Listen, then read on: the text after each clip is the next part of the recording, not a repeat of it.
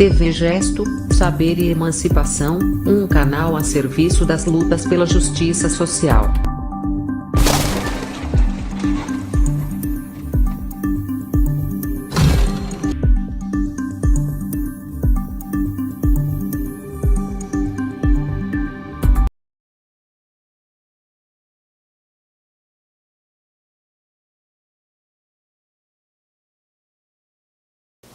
A medida provisória 871, editada pelo presidente Bolsonaro, ela visa reduzir a fraude na concessão irregular de benefícios previdenciários. Mas ela vem também com um conjunto de outras providências para o combate a tais fraudes na concessão do benefício. Por meio dessa medida provisória foram criados 2 programas, que são programas permanentes de revisão de benefícios. Primeiro é o Programa Especial para Análise de Benefícios com Indícios de Irregularidades. E o segundo é um programa de revisão de benefícios por incapacidade. Ambos são programas de revisão, mas a medida provisória, além desses programas permanentes, ela trouxe também a determinação de realização de um recenseamento envolvendo todos os beneficiários da Previdência Social e também da assistência, para fazer a chamada prova de vida.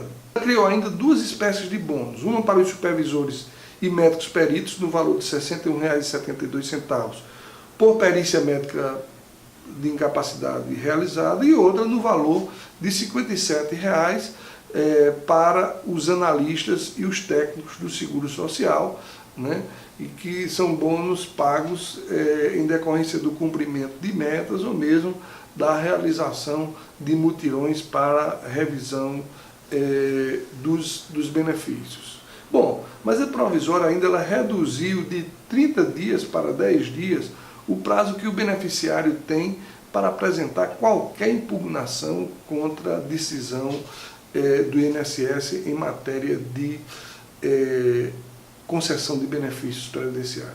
E ela estabelece que, se não for possível o INSS realizar a notificação do beneficiário, a própria autarquia previdenciária estará autorizada a suspender cautelarmente o pagamento do benefício, desde que ocorram as hipóteses de suspeita de fraude ou irregularidade constatado por meio de prova pré-constituída.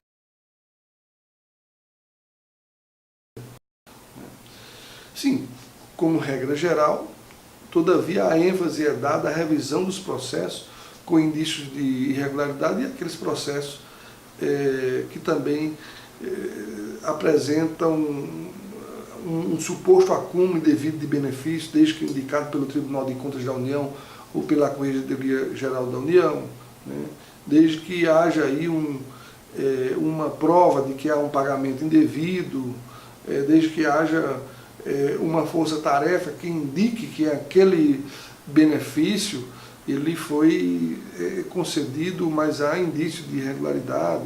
Isso aí essa força-tarefa ser composta pelo Ministério Público, pela Polícia Federal, e desde que haja, por exemplo, uma suspeita de óbito do beneficiário, ou seja, que apesar do óbito alguém vem recebendo o valor pelo ex-segurado. Bom, isso é somente uma parte. Existem outras medidas também muito impactantes que foram trazidas pela medida provisória.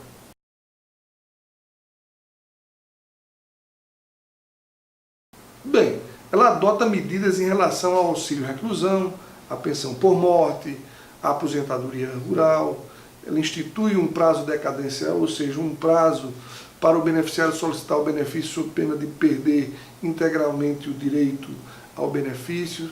Ela institui a quebra do sigilo para se conceder o benefício de assistência social. Bom, são várias medidas. No tocante especificamente ao auxílio-reclusão, por exemplo, ela trouxe as seguintes modificações. Primeiro, a instituição de um prazo de carência de 24 meses. Anteriormente não havia esse prazo de carência. Ela trouxe também a determinação de que só terá direito ao benefício os dependentes do preso em regime fechado. Antes, tal direito era também dos dependentes dos presos em regime semiaberto. né? Bom, embora o benefício de auxílio-reclusão seja assegurado somente aos dependentes dos segurados de baixa renda, mas a medida provisória, ela determina que esse valor agora tende a ser menor, pois se antes ele correspondia ao último salário de contribuição, agora o valor do benefício será fixado com base na média dos 12 últimos salários de contribuição do segurado. Bem, outras medidas ainda que considero impactante é a proibição do preso receber auxílio-doença, algo que é gritantemente inconstitucional, né? É um direito adquirido e não pode uma medida provisória suprimir isso. Essas alterações em relação ao auxílio-reclusão, portanto, ao meu sentir, padecem de inconstitucionalidade. Seja ao se considerar o princípio da vedação do retrocesso social, seja ao se considerar o artigo 227 da Carta Magna, que consagra, que chancela o princípio da proteção integral à criança, ao adolescente e ao jovem. Registre-se ainda que a Convenção 117 da Organização Internacional do Trabalho, que trata especificamente da política social, ela não admite o retrocesso dos direitos sociais. Em relação à pensão por morte, a medida provisória ela determina o seguinte: bom, ela não admite mais que a união estável seja comprovada exclusivamente por meio de prova testemunhal. E aí ele estabelece uma discriminação que não está autorizada pela Constituição.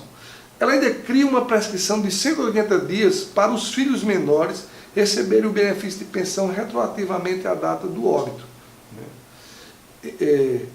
Estendem essas mesmas mudanças também aos servidores públicos da União. Bom, agora vamos para as aposentadorias rurais. O que é que a medida provisória modifica? Ela estabelece que não é mais válida aquela declaração dos sindicatos e trabalhadores rurais para fins de comprovação de tempo de trabalho rural sem contribuição. Bom, a partir de agora, o trabalhador rural ele terá que fazer uma autodeclaração em relação ao seu tempo de serviço e terá que pegar essa declaração, homologar perante as entidades do Programa Nacional de Assistência Técnica e Extensão Rural na Agricultura Familiar e na Reforma Agrária, ou seja, o conhecido Pronater.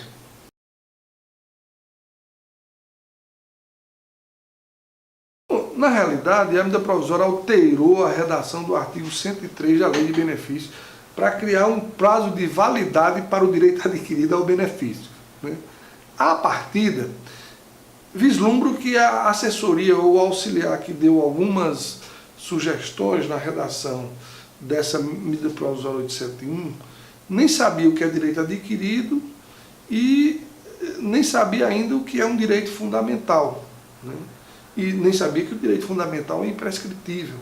Os direitos previdenciários, conforme se depreende dos artigos 6º e 201 da Carta Magna, são direitos considerados indispensáveis para que os segurados eles tenham a sua plena subsistência, para que eles venham dar subsistência aos seus dependentes e venham dar uma existência social digna. Além disso, há toda uma construção de uma proteção social previdenciária que visa a promoção de uma sociedade justa, solidária, capaz de combater tanto as desigualdades regionais quanto a miséria. Então, uma vez que um beneficiário adquire um direito a um benefício previdenciário, este se incorpora ao patrimônio do seu titular. Tal direito, nós devemos dizer que ele é reconhecidamente um direito de natureza fundamental, portanto, direito inalienável, direito intangível. A jurisprudência dos tribunais superiores já reconheceu esse caráter de intangibilidade. O STJ, por exemplo, tem uma súmula, a súmula 85, que diz que o benefício previdenciário é imprescritível, de modo que se tornam prescritíveis somente as prestações vencidas há mais de 5 anos, e não o direito propriamente dito. O direito não tem prazo de validade, e não seria uma medida provisória para fazer e para dar esse prazo de validade. Imagina aí se o Constituinte tivesse o seu poder de fixar direitos fundamentais, mas o prazo de validade desses direitos né, inalienáveis, fossem condicionados à vontade da autoridade de plantão, né, à vontade de uma medida provisória. Bom, imagine se o Constituinte, que resolveu optar pela inclusão previdenciária, estivesse na dependência da vontade do chefe do Executivo concordar ou não com a tal inclusão. A propósito, o direito previdenciário, ele existe para proteger, para incluir, para amparar, e não para servir de mera instituição jurídica decorativa. Então, faltou ao redator da medida provisória diferenciar, primeiro, aquilo que está consubstanciado pelo direito adquirido, conforme as regras do direito constitucional, e aquilo que representa apenas uma das facetas do usufruto das parcelas pecuniárias dentro de um dado lapso temporal, como é o caso da prescrição. Dito de outra forma, não há que se confundir a intangibilidade do direito fundamental com a prescritibilidade de efeitos pecuniários decorrentes deste direito. Bom, a esse respeito, o Supremo Tribunal Federal até já fixou uma tese, né? Então, há um acordo do STF, em que teve como relator o ministro Roberto Barroso, em que foi fixada a tese de que o benefício previdenciário, em nome da segurança jurídica, ele é imprescritível. E aí cabe ao Executivo respeitar e cumprir a Constituição Federal. Afinal, não tem o menor cabimento que uma simples medida provisória seja considerada suficiente para derrubar toda a doutrina constitucional do direito adquirido e da intangibilidade dos direitos fundamentais.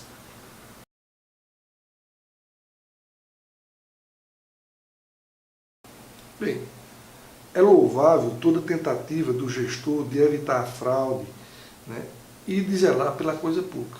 Mas causa espanto, porém, quando o chefe do Executivo, a pretexto de se combater a fraude, visa definitivamente cortar direitos e não atacar os pontos centrais da questão previdenciária. Com efeito, a medida provisória 871, ela não adota nenhuma iniciativa, nenhum programa, nenhuma ação para combater a corrupção dos grandes fraudadores da Previdência, né? Não há, na medida, nenhuma providência para cobrar os débitos das empresas, os débitos das empresas que devem à Previdência, algo em torno de R$500 trilhão de reais. Segundo dados da Procuradoria-Geral da Fazenda Nacional, isso dados da CPI da Previdência, a taxa anual de recuperação de débitos via justiça é da ordem de 1%, enquanto que no mesmo período esse débito cresce 13%. Ou seja, seria preciso uma política de constrangimento desses devedores, né? Ao contrário, eles devem e ainda são beneficiados com desonerações e créditos. Um exemplo, temos aí a JBS, que é a maior devedora da Previdência, deve mais de 2 bilhões de reais, mas isso nunca foi impossível para ela receber empréstimos de bancos estatais, como o empréstimo do BNDES. Né? Então estamos na hora da verdade sobre a Previdência. Não dá mais para ficar espalhando mentiras, difundindo fake news, fingindo que está se combatendo a corrupção, né, se combatendo a fraude, quando na verdade está se retirando o direito dos pobres e deixando de se atacar os verdadeiros problemas, né? Então, quando eu falo dos verdadeiros problemas, é porque temos que atacar os verdadeiros corruptos que pilharam a Previdência, e esses corruptos não são esses beneficiários que em sua maioria recebem um benefício no mísero valor de um salário mínimo. Não há nenhuma medida para que, por exemplo, o agronegócio devolva o que deixou de pagar com o fundo rural, algo em torno de 17 bilhões. Do mesmo modo, não se adotou qualquer medida para rever o refis aprovado durante a gestão Temer, que gerou, segundo dados da Receita Federal do Brasil, um perdão de 78 bilhões em juros, em multa e encargos da dívida dessas empresas devedoras. Bom, por que o governo não se propõe a extinguir, por exemplo, a DRU, a desvinculação da Receita da União que retira 30% do valor das contribuições sociais da Seguridade Social. Entre 2005 e 2015, segundo dados da Anfip, a ADRU foi responsável pela sangria de recursos de contribuições para a Seguridade Social da ordem de 519 bilhões. Isso em valores nominais. Por quê? Se é para tomar medida impactante, por que o governo não cobra o estoque da dívida, tendo em vista que ele só consegue cobrar hoje 0,32%? Porque ele não aproveitou para tomar uma medida que venha tornar mais eficaz a cobrança em relação aos grandes devedores. Por que não se adotou uma medida para estancar, pelo menos parcialmente, os mais de 270 milhões de reais que escorrem pelo ralo das exonerações? Então é preciso coragem e honestidade para mostrar à população que os verdadeiros corruptos que põem em xeque a existência da Previdência Social são aqueles que sonegam a contribuição previdenciária, inclusive com a postura, muitas vezes, omissiva do Estado.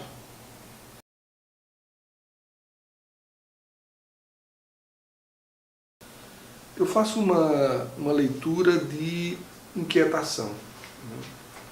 A quem interessa a medida que suprime de sua política a inclusão previdenciária?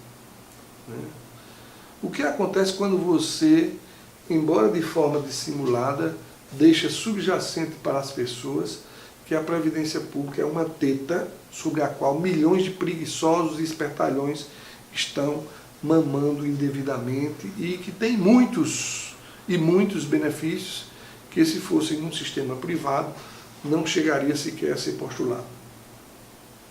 Você continuaria na Previdência Pública ou correria para a Previdência Privada? É por isso que é importante a gente estar sempre questionando a quem beneficia, por exemplo, a ADRU, as renúncias, as imunidades, as desonerações e a baixa fiscalização. Não estou dizendo que de tudo é ruim, mas é importante que se fazer essa discussão, principalmente com a fragilização da fiscalização em relação às contribuições sociais. Então, as estruturas anteriores que funcionavam com os Ministérios do Trabalho e da Previdência foram reduzidas ao status de uma secretaria. E isso pode impactar essa atividade de cobrança das contribuições previdenciárias. Então, a citada legislação ela faz exigência a um cidadão pobre que ela não faz a nenhum dos donos das grandes corporações. Por exemplo, quando esses donos vão receber um empréstimo de um banco estatal. Observe que a medida provisória passou a exigir do requerente do benefício assistencial autorização de quebra de seu sigilo bancário e fiscal. Tudo isso para se receber um benefício no valor de um salário mínimo. Ou seja, partindo-se aí da quebra da presunção de inocência. Imagine aí se essa mesma exigência valesse para os políticos ou para as grandes empresas que licitam com o poder público ou tomam empréstimos em bancos.